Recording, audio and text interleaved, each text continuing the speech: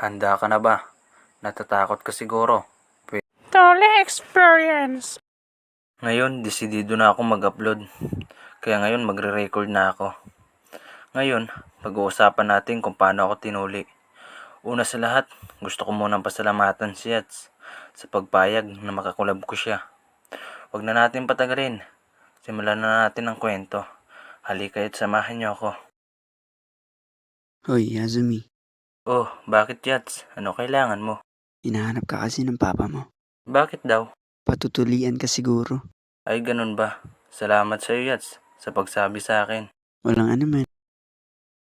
Nung marinig ko na patutulian ako, excited ako nung mga araw na yon. Kasi matatapos ng sumpa ng pagiging kumpotsu. Ang pagkakatanda ko, grade 5 or grade 6 ako yung tinuli. Tapos sakto, mahal na araw pa nun. Halos lahat naman siguro, mahal na araw nagpapatuli, di ba? Yasume, dahil mahal na araw ngayon, magpatuli ka na. Sige ho. Ito na ang araw na itinakda. Dapat ko itong tanggapin. Ngayon na magwawakas ang sumpa ng pagiging kumpotsu. Kaya lava! Bago ako nagpatuli nun, ginawan ako ni Papa ng tilang may butas sa gitna. Ang tawag nito sa amin ay bado-bado. Ewan ko kung anong tawag niya sa inyo. Bago ko ipagpatuloy ang tuli experience ko, pag-uusapan muna natin kung anong ginagamit pang tuli sa pokpok. Ang tawag dun sa una, labaha. Ito yung ginagamit pang hiwa o pangbiyak ng balat. Ang ikalawa naman, pato-pato. Dito naman pinapatong ang balat kasi pag wala nito, mahihirapang biyakin yung balat. Pato-pato rin ba tawag dyan sa inyo? Ang pangatlo ay bado-bado. Ito naman yung tilang may butas sa gitna na kapag natuli ka na, ipapasok sa butas yung basta alam nyo na yun.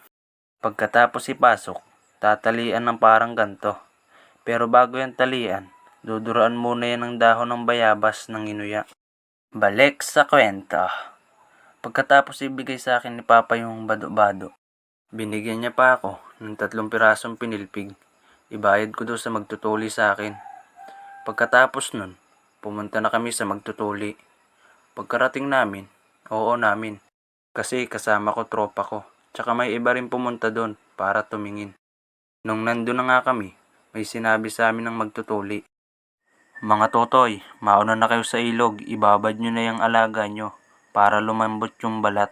At tsaka, alisin nyo na rin yung chok na nakapalibot sa eraser. Ha? May ganon. Pagkarating namin sa ilog, nagbabad na nga kami. Bali 3 kami magpapatuli nun.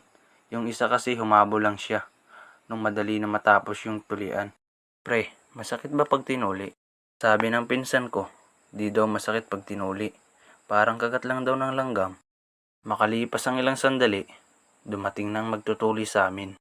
Pagkatapos nun, pumista na ako sa pagtutulian.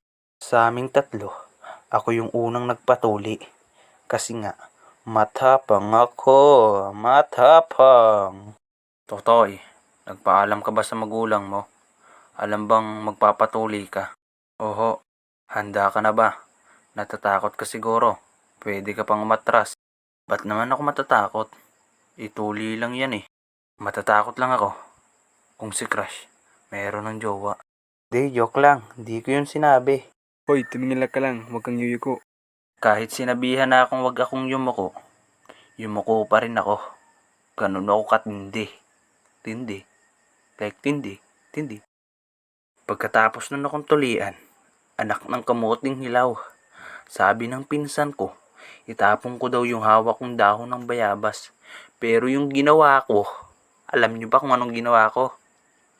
Ginuya ko yung dahon ng bayabas. Yasumi talaga, ang bingi. Kaya yung dahon ng bayabas yung ginuya ko. Maingay kasi dun. Marami kasing tao. Maingay din yung agos ng ilog. Kaya di ko narinig yung sinabi sa akin ng pinsan ko. Pero yung pinakamalupit, sa part na yon, habang tinutuli kami, may nagbibidyong bakla. As in nagbibidyo, binibidyoan kami kung paano kami tuliin.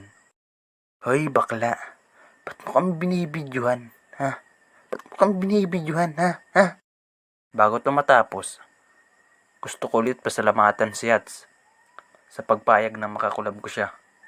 Sana isubscribe nyo siya. Pinoy animator din siya. Suportahan nyo siya. Shoutout nga pala kay Rachel.